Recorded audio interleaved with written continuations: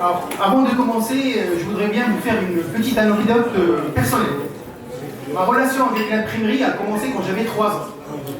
C'était dans l'imprimerie de mon père, et j'avais envie de goûter du magenta. Je l'ai goûté, et je peux vous dire qu'il était moins sucré que le bleu. Le bleu était beaucoup plus sucré. Alors, tout ça pour vous dire que depuis, je suis devenu imprimeur, et par passion, j'ai perdu mes cheveux pour l'imprimerie. Alors, je vous explique un petit peu, vous aurez un petit peu compris ce que c'est l'imprimerie par rapport à un entrepreneur. Alors, mesdames, messieurs, j'ai invité monsieur le président, madame la directrice générale, je pense qu'elle est partie. Je tiens à vous remercier d'abord, Sylvanie, pour rapport à cet événement, parce que c'est un événement important. On parle souvent de l'affichage par rapport à l'emballage, mais on oublie un élément très important, qui est l'impression. Il y a l'emballage, oui, mais sans impression, il n'y a pas d'emballage aussi. L'emballage ne peut pas être brut. On a besoin d'une impression, et le domaine de l'impression, il est assez vaste. Ce qu'il faut savoir, c'est que dans notre domaine, on a toujours considéré l'imprimerie comme un service aux entreprises. Quand on parle d'imprimerie, on pense au papier en tête et on pense aux autres choses. Mais jamais à l'industrie de l'impression. C'est pour cela que l'objectif de ce panel est d'identifier les défis, les opportunités, mais aussi les pistes.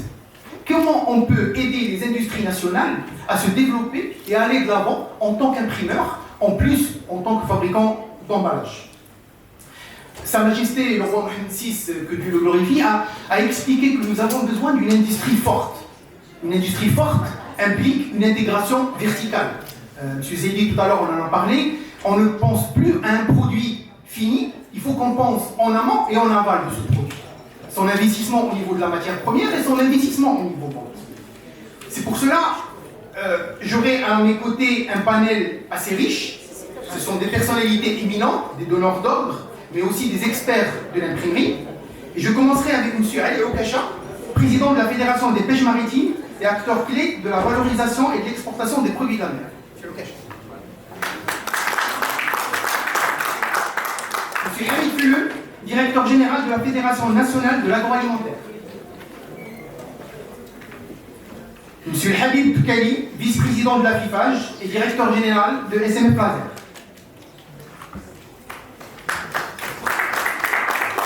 M. Kamel Alami, vice-président du groupement marocain de métiers d'impression et directeur adjoint du groupe Le Matin. Pourquoi Le Matin? Parce qu'un journal, c'est déjà imprimé. Il y a de l'impression dedans. C'est pareil un peu par rapport aux médias.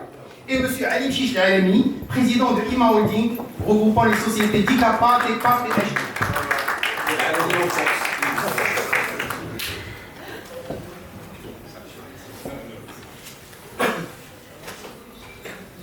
Messieurs, je vous remercie d'avoir pu vous libérer. C'est pas évident un jeudi de la semaine. En plus, il y a les vacances quand tu veux, mais voilà.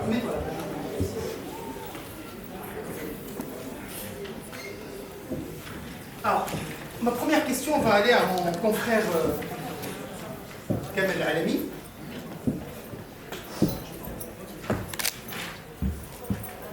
Oui. Ma question va être pour Kamel Alami. Quand je dis que je suis imprimeur, la question qu'on me pose, est-ce que vous faites des cartes visites? Ça, c'est la définition pour tous les Marocains sur l'imprimerie. Kamel, ce que je voudrais savoir, c'est quoi l'imprimerie? Est-ce que c'est juste une imprimante qu'on appuie sur un bouton et ça marche, ou c'est autre chose, c'est vraiment une vraie industrie?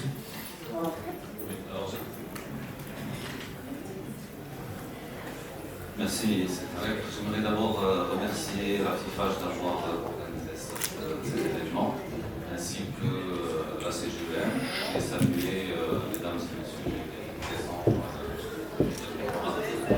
Alors, l'imprimerie, c'est une très bonne question. C'est une très bonne question parce qu'effectivement, l'impression, elle peut sembler très simple parce que tout le monde connaît une imprimante. Donc généralement, on se dit c'est une imprimante. J'ai déjà eu des fois des gens qui se lançaient dans l'impression de journaux magazines qui venaient me dire est-ce que je peux avoir d'abord un exemplaire? Je dis mais c'est tout un process industriel. Et justement l'imprimerie est vraiment méconnue comme industrie. Et à ce titre-là, elle n'est pas, c'est-à-dire il n'y a pas de plan ou d'action spécifique à l'imprimerie. Alors pour expliquer, c'est quelque chose de très large. À l'imprimerie, il y a aussi des ingénieurs qui travaillent, il y a de la recherche, développement, il y a de l'innovation parce qu'on est face à des défis énormes Et puis c'est un secteur qui est très très large. C'est-à-dire, pour faire rapidement, il y a toute la partie pré-presse pour faire des matrices d'impression ou autres. Il y a la partie offset pour une impression que ce soit en feuille, soit en bobine. Il y a l'impression flexo pour les emballages aussi film ou carton. Et les lieux aussi généralement pour le film. Donc plus la 3D qui s'est rajoutée. Et donc avec tout ça, il y a aussi la partie finition. Donc la finition, c'est là on met des traitements autres, vernis, où on va découper aux formes voulues, on va plier, on va coller, on va mettre... il y a beaucoup de process où même ajouter certains éléments par rapport à la sécurité ou par rapport à la traçabilité, des choses comme ça. Et donc c'est vraiment l'imprimerie, c'est un peu tout ça. Mais le point sur lequel j'aimerais insister, c'est que c'est une vraie industrie. C'est de grosses machines, généralement. Et c'est un travail très très technique qui est vraiment méconnu. Et ce séminaire est vraiment l'occasion de faire connaître en tant qu'industrie qui devrait prendre sa place parmi les industries parce que pour moi l'imprimerie elle est stratégique et transverse. Elle est liée à l'emballage, mais elle est liée aussi à toutes les autres industries. Voilà. Sidi Kani, le paysage de l'industrie et de l'impression est fortement concentré sur l'axe Casaraba, avec une dominance d'entreprises familiales. Alors que le Maroc compte à peu près 12 régions, chacune avec des industries spécifiques, pensez-vous que cela représente un frein pour une intégration de l'industrie de l'impression par rapport aux autres industries, notamment l'aéronautique, l'automobile et les autres industries? Merci Sitalur. Donc à mon tour, je remercie, je fais partie de FIFAG, donc tous les gens qui travaillent en offre, qui ont pu organiser ce séminaire, donc je vois l'équipe de Siormal, de la CIAM. Je commencerai par quelques chiffres que j'ai pu récupérer de l'association des imprimeurs. Je les ai récupérés ce matin, c'est vraiment étonnant. Donc on parle de 12 000 à 12 500 imprimeries. Concentration géographique, effectivement, sur l'axe Marrakech-Tanger. Et donc 93% réalisent un chiffre d'affaires inférieur à 5 millions de dirhams. Donc ça ne sort pas un peu des statistiques de l'industrie au Maroc, donc 95% sont des PME.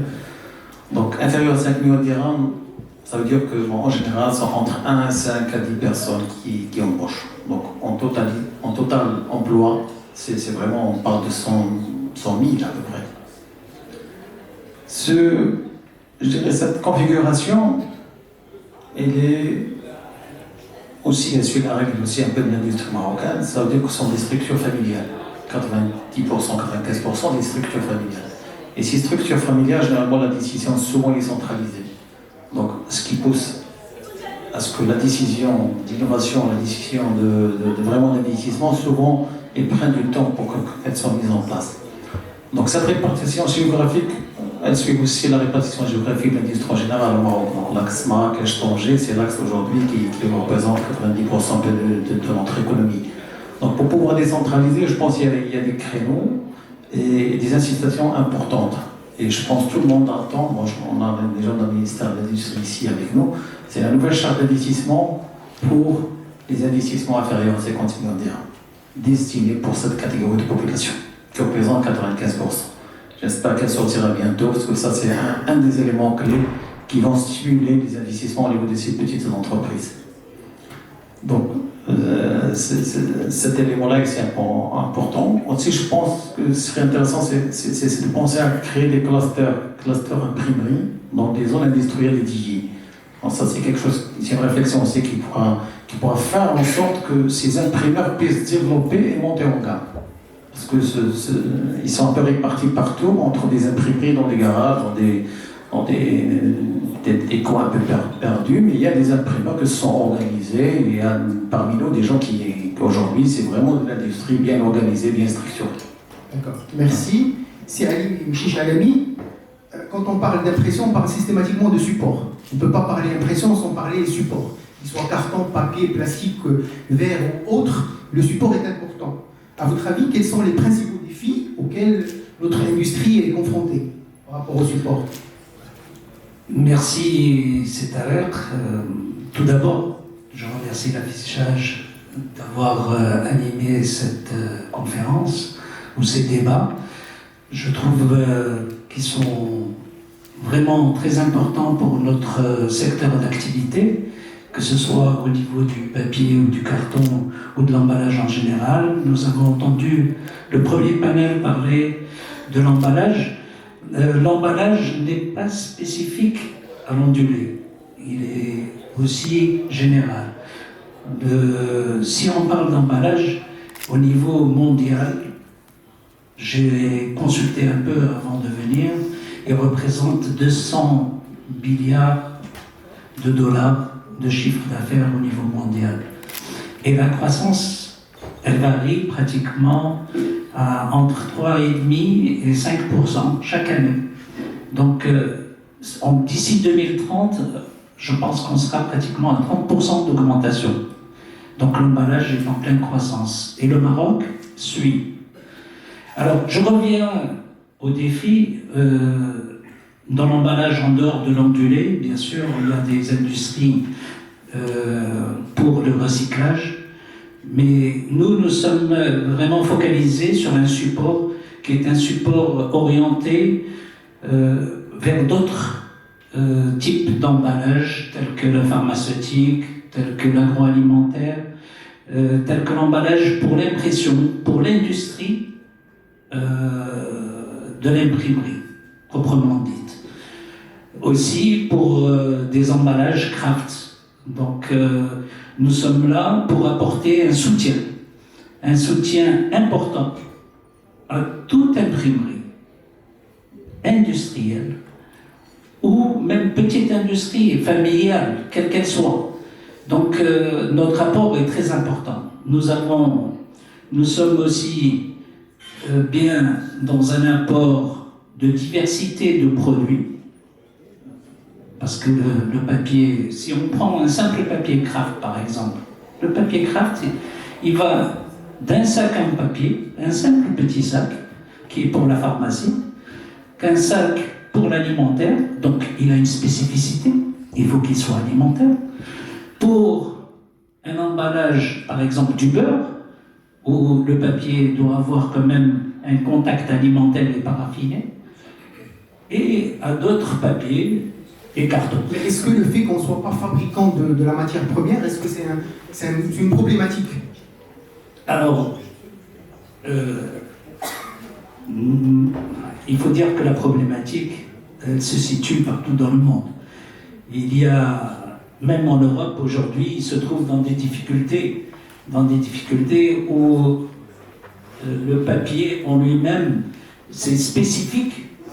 C'est-à-dire, si on fabrique du craft, on ne peut pas fabriquer du carton. Si on fabrique du carton, on ne peut pas fabriquer du recyclé. Vierge est différent du recyclé, et ainsi de suite. Et la complexité, c'est l'investissement en lui-même. L'investissement est important. Lorsqu'on parle d'une unité de production, je prends en considération une unité de production prenons par exemple du craft.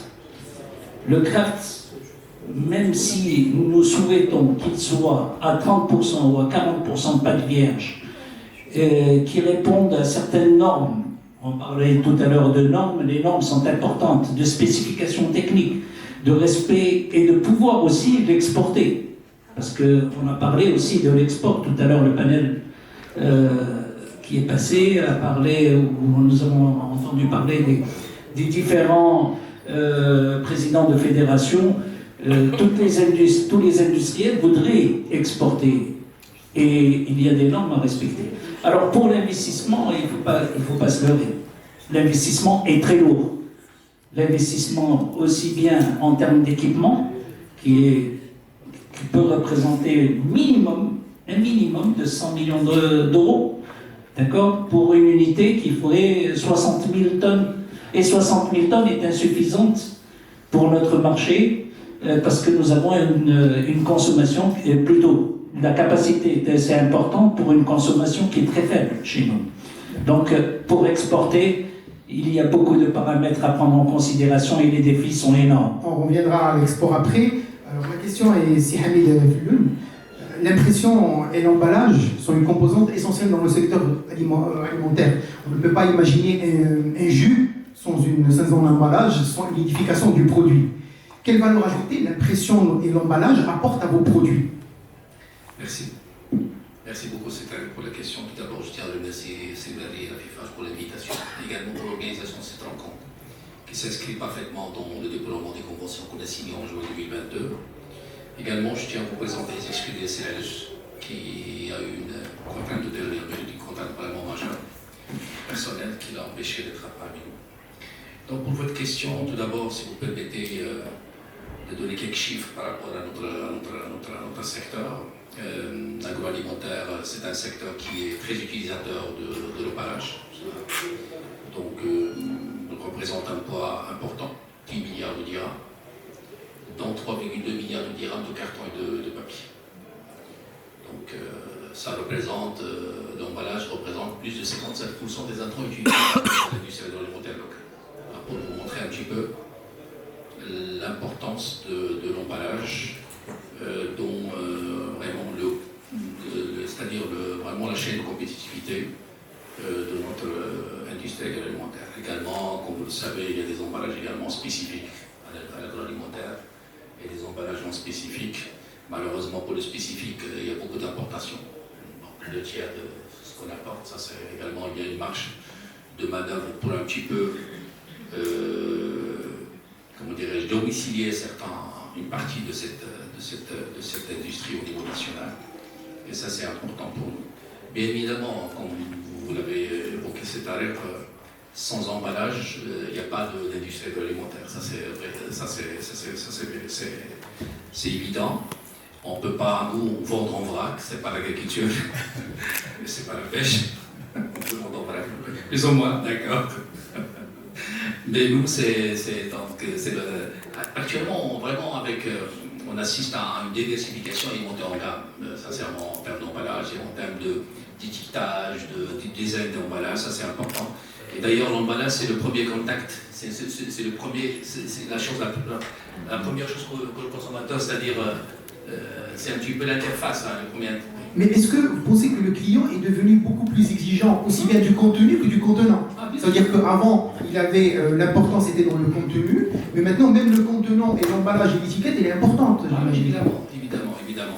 Pour l'alimentaire, tout d'abord, c'est un secteur, c'est-à-dire l'emballage, l'étiquetage, il est géré par une réglementation très rigoureuse. Ça, c'est important. L'étiquetage, c'est dans ça. Également, même l'emballage, c'est dans ça. C'est le contact avec l'alimentation. Donc, ça, c'est important. Bien évidemment, l'emballage, tout ce qui est étiquetage, tout ce qui est design, ça joue énormément sur la commercialisation, le marketing de nos produits agroalimentaires. D'accord. Monsieur Okacha, le Maroc est le premier exportateur de conserves de sardines, vers l'Europe surtout. Sommes-nous encore dans une, comme il a dit Sifloul, est-ce qu'on est toujours dans cette politique d'exportation en vrac ou sommes-nous passés à l'exportation de produits finis directement à la consommation? Et quand on dit consommation, ça veut dire que systématiquement vous avez besoin d'un emballage ou de produits imprimés pour pouvoir porter ce produit aux consommateurs européens. Bonjour tout le monde.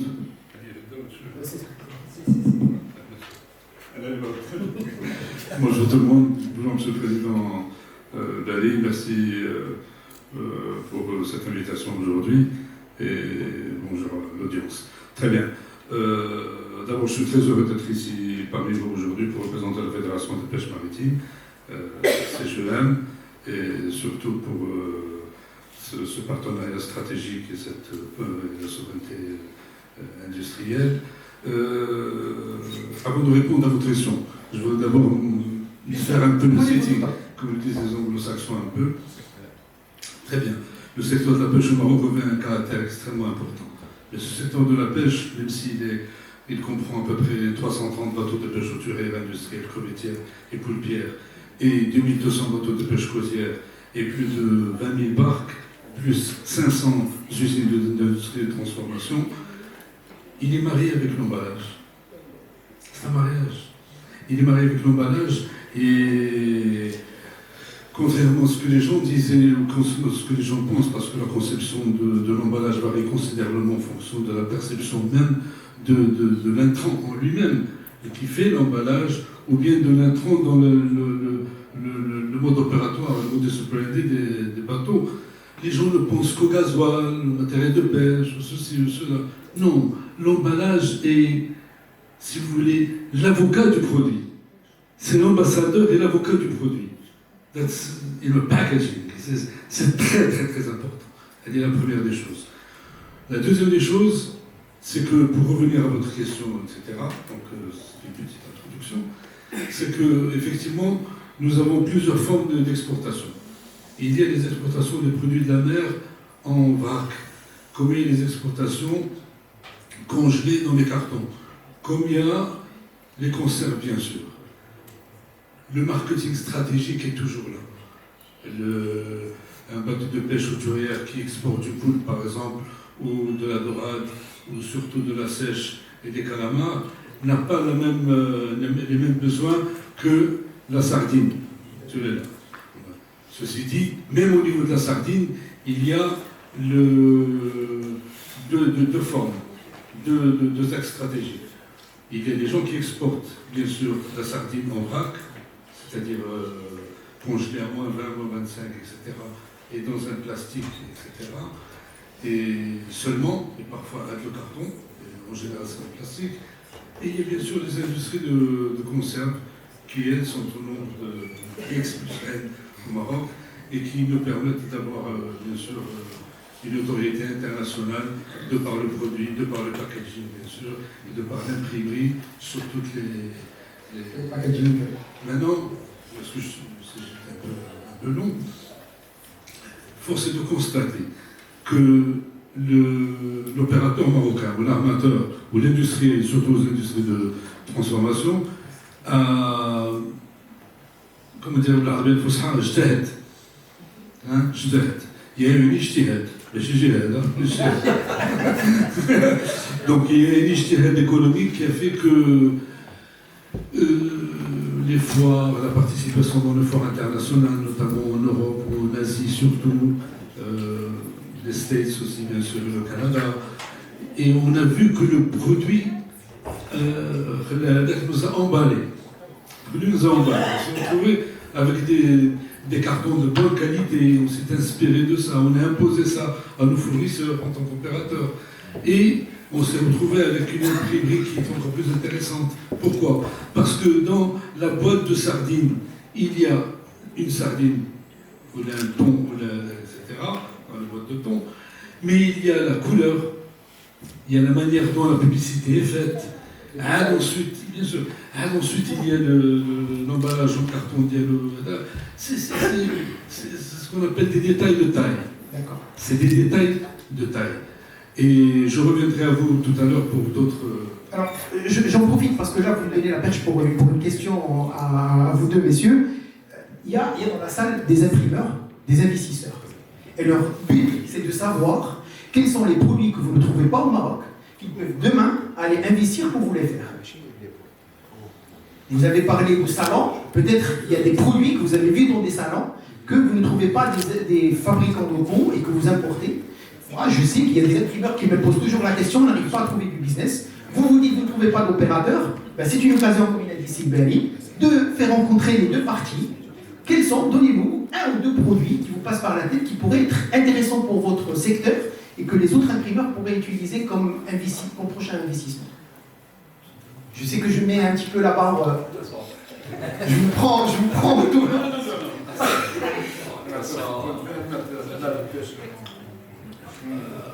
De toute façon, on a, c'est-à-dire, si on prend l'industrie laitière par exemple, qui est la principale industrie qui utilise ce qu'on appelle l'emballage spécifique. Donc c'est un emballage spécifique et qui est dans sa globalité importé. Donc c'est de l'apport. Voilà. On constate actuellement qu'il y a vraiment une diversification, qu'il y a vraiment une montée en gamme en termes de packaging, en termes de présentation de l'emballage pour les produits laitiers, pour le lait et les produits laitiers, c'est important, mais malheureusement c'est de l'import. C'est de l'apport, donc la majorité c'est de l'apport. C'est pour cela, je réitère mes félicitations à la FIFA d'organiser cette rencontre, mais comme au niveau du premier panel, donc il faut passer maintenant à l'action, c'est-à-dire vraiment, il faudrait que les fédérations jouent ce rôle-là d'interface pour mettre les opérateurs entre eux, pour un petit peu identifier quelles seraient les opportunités vraiment de cette intégration. Et on est persuadé qu'il y a des opportunités d'intégration très importantes pour permettre vraiment de capter cette plus-value qui part en devise en termes d'importation. Je réponds à votre question, j'essaie. Bon. Il est vrai que ce qui est important, c'est essayer de voir dans quelle mesure les foires internationales, quel que soit l'ordre géographique, nous permettent d'avoir une idée sur le marketing qui puisse être une forme de promotion d'investissement de la part des opérateurs marocains. C'est ce que j'ai... Exactement. Bon, Kibrit Moulay, il y a, comme on l'a vu dans quelques foires, vous savez que je suis à Boston il y a 4 ans, 5 ans,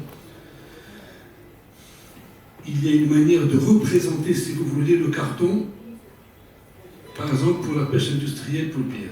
Pourquoi? Parce que dans le carton, qu'est-ce que vous avez? Vous avez un carton où il y a à peu près 24 kg, ou 33 ou 37 kg. C'est congelé, on prend le poulpe par exemple, il est congelé à moins 24 degrés, donc c'est un caillou. Il est dans le plastique, entouré, donc plastique. Et ensuite, il y a le carton. Or, dans le carton, qu'est-ce qu'il y a? Il y a d'abord le produit, le nom de la spécificité, le produit. La deuxième des choses, le nom de la société. Le bateau, le nom du bateau. Et les références du bateau. Plus le code de l'Union européenne, l'agrément. L'agreement. Number. Tout ça, ça peut être fait ici par des sociétés marocaines qui peuvent avoir ces idées et qui peuvent... Quand on a vu ça en Espagne, on a vu ça en Europe, aux États-Unis, c'est très intéressant parce que d'un seul coup, vous voyez, la table a dit, on sait d'où elle vient, d'où le phénomène de traçabilité. Et la traçabilité, elle est aussi importante au niveau du contenant que du contenu. Le contenu, bien sûr, et le contenant est un. Parfait. Moi, j'approuverais ce que vous venez de dire d'une autre manière. C'est que la plupart des imprimeurs, la plupart des industriels, quand on part au salon, on part beaucoup plus au salon qui nous concerne. C'est-à-dire quand on part au salon d'imprimerie, on part au salon d'imprimerie pour acheter du matériel. Moi, je pense que le mieux, c'est de partir au salon de nos clients, des fédérations, pour voir le produit que font les autres. C'est ça le plus important. Ça ne sert à rien de partir à la Drupa, autant partir au salon aux États-Unis pour aller voir ce que le client demande. Et c'est à nous d'apporter des solutions à beaucoup de... Exactement, tout à fait. Alors, je reviens à Silahani. Au-delà de ces besoins spécifiques que vient de dire les deux personnalités, pouvons-nous... Alors, on va livrer le local, mais est-ce qu'on peut aussi envisager une exportation de nos produits imprimés? Est-ce que le Maroc est capable, de façon plus directe, est-ce qu'il est capable de devenir un exportateur de produits imprimés? Alors, pour être capable, oui, forcément capable. Et aujourd'hui, cette question, on voit tout le succès au niveau de l'industrie automobile, l'aéronautique, l'agroalimentaire et d'autres industries. Maintenant, et notamment, on a l'avantage de la position géographique, on a la qualité de relations géopolitiques du Maroc, on a aussi tous les accords bilatéraux ou avec des espaces commerciaux, donc tout ça est en faveur. On a aussi aujourd'hui un tissu industriel qui commence à émerger, qui devient assez intéressant, parce que ça facilite plus la maintenance, ça facilite, c'est-à-dire il y avait des coûts qu'on ne maîtrisait pas du tout avant, qui posaient d'énormes problèmes. Aujourd'hui, on commence à trouver des solutions à ces coûts-là. Mais il y a deux problèmes pour moi sur ce volet-là. Le premier problème, c'est que l'imprimerie n'est pas considérée comme une industrie. Malheureusement, tous les plans, tout ce qui a été fait, n'est pas vraiment intégré. Peut-être un peu l'emballage, mais pas le volet imprimerie, J'espère que impression. le ministère va prendre ça en considération pour nous intégrer dorénavant en tant qu'industrie. Alors, le deuxième élément, c'est vraiment, c'est vrai qu'il y a beaucoup de programmes, d'initiatives, la version 1, la 2, etc., comme l'accélération industrielle et autres, software, comme on a parlé tout à l'heure, R&D et tout. Mais ça reste toujours des procédures un peu compliquées. Il y a beaucoup de conditions. Nous-mêmes, quand dans certains programmes on essaie d'y aller, on va nous dire vous ne pouvez pas prendre la machine tant que vous n'avez pas, c'est-à-dire eu l'accord de tout le dossier va prendre tant de temps, etc. etc. Bon, là, on est dans l'urgence, on est dans un monde VUCA qui change tout le temps, et dans un monde où on doit être lean et agile, et donc il faut être très très réactif. Et ça, malheureusement, certains programmes ne répondent pas forcément à cette agilité. Ils sont bons pour aider une start-up, pour une entreprise PME, mais ils ne sont pas adaptés pour accompagner peut-être ou laisser clore des champions nationaux et peut-être même des acteurs globaux. Parce qu'aujourd'hui, si je prends par exemple l'exemple de l'Europe, on a des acteurs notamment en Italie qui sont très très importants. Alors pourquoi? Parce qu'ils ont une capacité d'investir qui est énorme. Et cette capacité ne vient pas des actionnaires. Cette capacité vient de certaines actions qui sont mises en place et qui sont très très simples. Ce n'est pas des programmes. Alors je donne un exemple. Par exemple, et c'est accessible à tout le monde, à n'importe quelle entreprise, et les plafonds sont énormes. Des fois, on trouve un plafond de 20 millions d'euros. Alors, ces actions, c'est par exemple l'amortissement, le super amortissement ou l'hyper amortissement. Alors, super amortissement, c'est un amortissement qui permet pour du matériel neuf d'aller à 130%. Donc, quand on l'amortit à 130%, artificiellement, on booste les charges et donc, quelque part, on dégage cette capacité à investir. L'hyper-amortissement, ça permet d'aller jusqu'à 250%. Et là, on est en train d'encourager l'industrie 4.0. Et il n'y a pas de limite de chiffre d'affaires de 200 millions de dirhams ou un truc comme ça, il n'y a pas de limite. Donc si on limite à 200 millions de dirhams, ça veut dire qu'on n'aura pas de chiffre d'affaires, on n'aura pas de... C'est-à-dire les acteurs aujourd'hui, grands acteurs dans l'emballage, l'industrie de l'emballage au Maroc, ils dépassent 500 millions de dirhams. Souvent, les programmes aussi, c'est des startups, donc pour bénéficier de tout. Aussi, on a la contrainte d'employer. Ça veut dire soit il faut être gros, soit il faut être petit pour avoir un financement. Jamais, même gros, on ne peut pas l'être. On ne peut pas l'être parce que ça limite à 200. Les programmes qu'il y a, ça limite à 200 millions de dirhams. Donc, comme j'ai dit, un grand acteur, il fait 500 millions de dirhams par an. Donc, à 500 millions de dirhams, il n'est pas éligible. Et quelque part, l'innovation, même sur software, R&D, il y a 200 millions de dirhams. Donc ces actions-là, il faut qu'elles soient vraiment simples. Comme j'ai dit, on est dans un monde agile. Il faut être, quand je prends la décision d'investir, il faut que j'arrive à investir sans aller me perdre dans les méandres de l'administration. C'était valable pour un certain temps. Aujourd'hui, on prépare une Coupe du Monde pour 2030. Il y a beaucoup d'acteurs étrangers qui s'intéressent au Maroc. On veut le Made in Morocco, comme on l'a dit tout à l'heure. Pour avoir ce Made in Morocco, il faut qu'on soit reconnu comme industrie. Il faut que toutes les industries bénéficient de ces facilités d'investissement. Il ne faut plus qu'on amortisse le matériel sur 15 ans, 20 ans. C'est d'un autre temps. Aujourd'hui, même, c'est-à-dire tout à l'heure, le président, par rapport à l'électrique, il a parlé de variateurs qui coûtent très cher, etc. Aujourd'hui, les variateurs, au bout de 5 ans, c'est obsolète. Maximum 10 ans, on ne les trouve plus sur le marché. Et donc, moi, ma machine, si je veux l'amortir sur 15 ans, 20 ans, c'est pas bon. D'accord. Tout à l'heure, vous avez parlé de l'industrie 4.0 et je donne la perche à Sidou Kali. L'industrie 4.0, l'industrie bientôt 5.0. Nous qui voulons intégrer des industries comme l'aéronautique, l'automobile et les autres, est-ce qu'en tant qu'imprimeurs, nous sommes prêts à intégrer ces industries? Si tu permets, je voudrais juste revenir à la remarque de Céalani. On parle de l'Italie, moi j'ai été 2 semaines. Effectivement, donc ces programmes de l'hyper-amortissement, c'est une action immédiate et directe.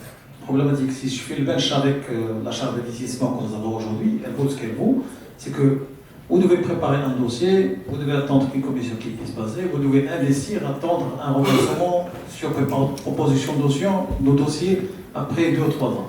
Alors, en Italie, aujourd'hui, bon, c'est sur l'amortissement. Vous investissez, vous récupérez 130%, 150%, 250%. Donc, il n'y a rien qui est déboursé de la part de l'État. Et l'investisseur, quand il prend la décision, c'est une décision immédiate et il peut l'acter sur place.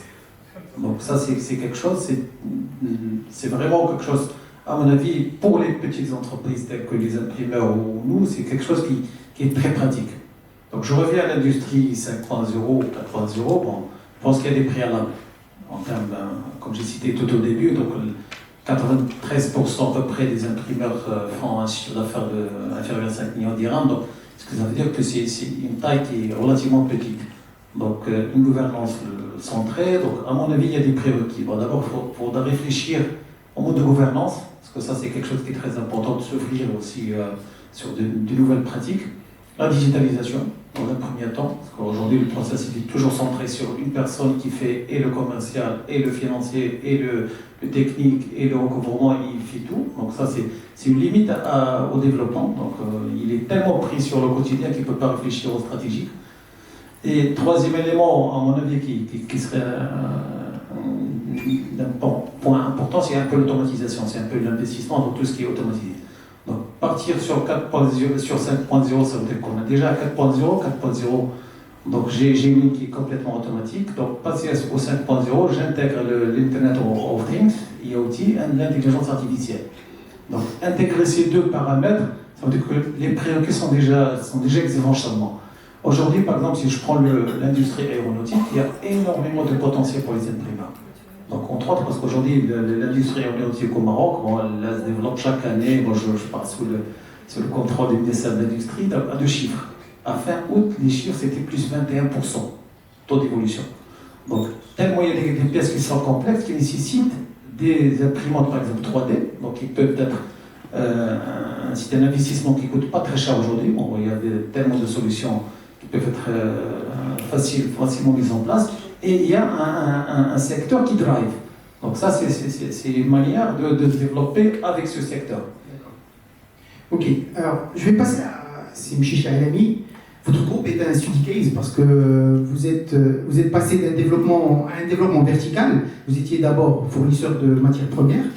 Vous avez intégré une imprimerie pour les emballages pharmaceutiques, puis une société pour les sacs en papier, et vous exportez à peu près 75%.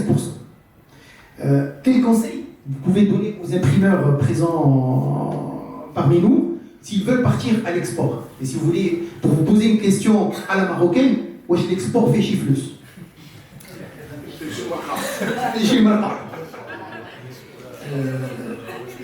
Très bonne question. Je dirais que l'investissement, d'abord, il faut voir l'investissement au niveau national, avant de commencer par viser l'export. C'est-à-dire lorsque nous avons initié ou créé des entreprises spécifiques. Bon, aujourd'hui, on parle de l'export au niveau du sac en papier, du sac imprimé, non imprimé, poignée, sans poignée, etc. Cette industrie, aujourd'hui, nous sommes déjà connus au niveau international, mondial, d'accord? Parce que nous sommes déjà visés par certains fabricants de différents pays à qui on commence à les bousculer en termes de prix et de compétitivité. Bon, nous avons démarré d'abord par un marché local, c'est-à-dire répondant à une loi qui a été mise en place, la loi d'interdiction du sac plastique, la 77-15 en juin 2016. Bon, à partir de là, notre ambition a été peut-être un peu trop grande au départ pour le marché local. Et lorsqu'on a vu que c'était tellement grand en termes d'investissement, je me dit, soit on va fermer, soit il faut chercher d'autres débouchés. Et c'est là où on a cherché l'export. Et l'export, je dirais, il faut avoir d'abord, des partenaires solides au niveau d'approvisionnement en termes de matières premières. De deux, il faut avoir un équipement de pointe. De trois, il faut avoir des ressources, la ressource humaine. Et ensuite, il faut avoir de ressources et développement, R&D, dont vous avez parlé au départ, et de la formation continue. Attention, la formation continue, parce que lorsqu'on fait un investissement, on a l'impression que tout est facile. On importe du matériel de dernière génération, mais attention, l'équipement est une chose, mais le faire fonctionner en est une autre.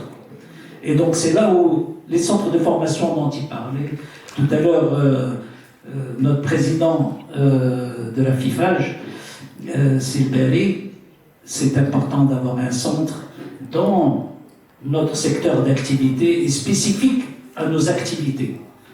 Et ça, c'est important. Bon, nous avons fait ça en interne. Mais pour tous ceux qui veulent se développer, attention, l'équipement est une chose, l'investissement est une autre. Les ressources humaines sont très importantes. Il faut prendre des gens qualifiés, attention.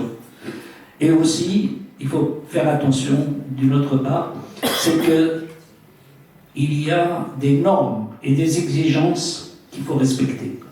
C'est quoi les normes? C'est toutes les certifications.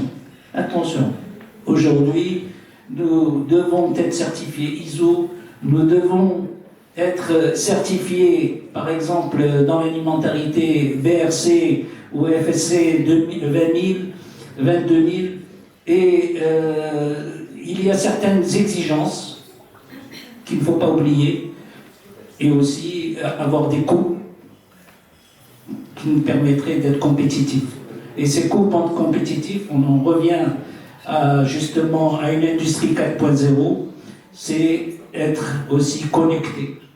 Et toutes les machines doivent avoir un rendu pour cette compétitivité et être compétitif à l'international. D'accord. Alors, pour conclure, je vais donner le mot de la fin à M. Foulon et à M. Okasha. On veut faire une bonne impression dans les deux sens de terme. Bonne impression dans le sens propre et une bonne impression dans le sens figuré. Comment on peut s'entraider mutuellement?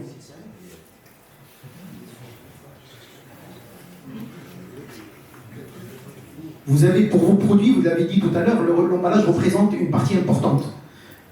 On est partenaires. Vous ne pouvez pas vendre vos produits sans les emballages et sans l'impression, et vice-versa, nous avons besoin de clients. Dans l'emballage maritime, il y a un mélange papier-carton, étant donné avec l'empreinte carbone, vous êtes obligé de passer au carton plus qu'au plastique. J'espère que les gens du plastique ne vont pas en vouloir. Mais dans tous les cas, il faudrait qu'on essaie de trouver ce mariage papier-carton, papier-eau, pour pouvoir avancer dans les deux secteurs.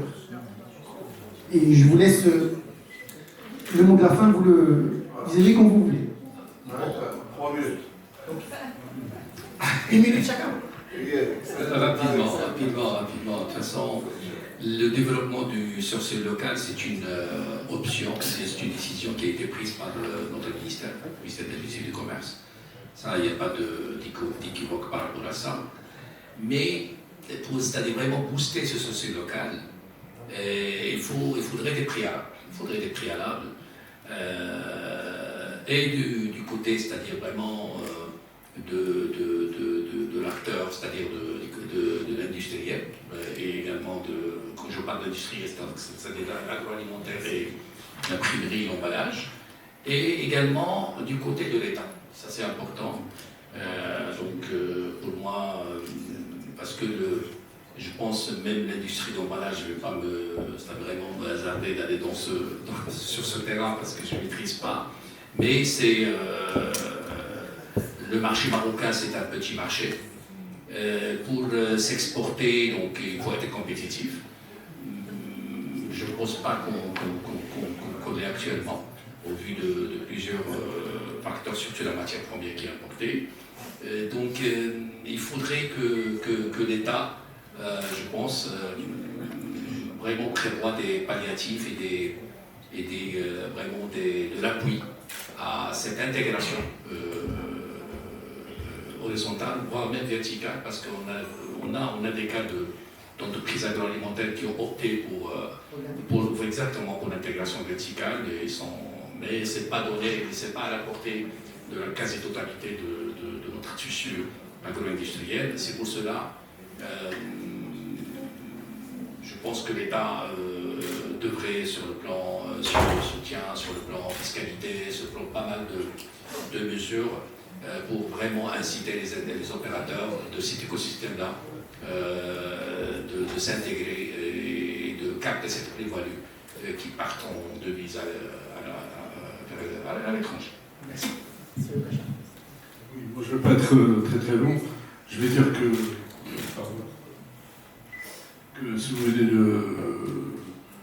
chacun a son rôle. L'industriel, l'opérateur et l'État, qui sont tributaires d'un environnement national et international. Ok, parce que nous vivons dans la compétitivité, nous vivons dans une concurrence internationale, nous vivons dans nos facteurs temps, time. Le mariage entre l'imprimerie, si vous voulez, comme vous avez dit. L'industrie de l'impression, parce que l'emballage est une partie prenante de l'impression. Voilà. Donc le mariage entre l'impression, okay, et le carton, si vous voulez, est un mariage naturel, c'est pas un mariage contre nature. Maintenant, comment nous concevons l'avenir de ce mariage, si vous voulez. Okay. On peut le faire de deux manières. Premièrement, par le research and development, la recherche et le développement. Comme chaque secteur industriel dans notre pays, il y a la recherche et le développement qui commence à être partie prenante de la stratégie, si vous voulez, entre guillemets, idéologique de chaque entreprise qui se respecte. C'est-à-dire aujourd'hui, tu as une question que je peux résoudre de la recherche et du développement. Ok, nous avons par exemple à Agadir, je suis aussi dans une association qui est très intéressante, c'est un cluster halieutique. Il parle déjà de la consommation du futur. Il parle déjà du bateau du futur, comment il va être. Je ne sors pas du sujet, je reviens. Ok, il parle du bateau du futur, comment il va être. Il va être sa consommation de gasoil, ses caractéristiques techniques, etc. Il parle des chantiers navals, comment ils devraient être. Il parle du poisson du futur, c'est-à-dire qu'on va commencer à produire à partir de la base poisson. Donc tout ça, quand vous dites oui, mais quel est le rapport? Tout ça sous un emballage qui soit intelligent. Un emballage intelligent. L'emballage, c'est l'ambassadeur de l'industriel. L'emballage, c'est l'avocat de l'industriel. Et aujourd'hui, les industriels marocains et nous n'ont rien envie, ni aux Espagnols, que c'est notre domaine, sans prétention. Rien à envier. On prend aller, qui est un ami d'enfance, juge, les gens que j'ai rencontrés de très très très grande valeur, mieux que moi, là, l'audience qu'on a vue tout à l'heure, le Maroc est en train de passer une vitesse. Il est lui-même le fruit de la recherche et développement.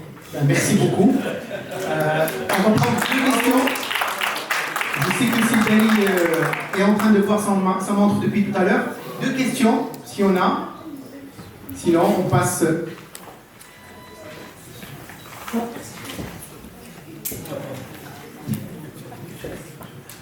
Bonjour tout le monde.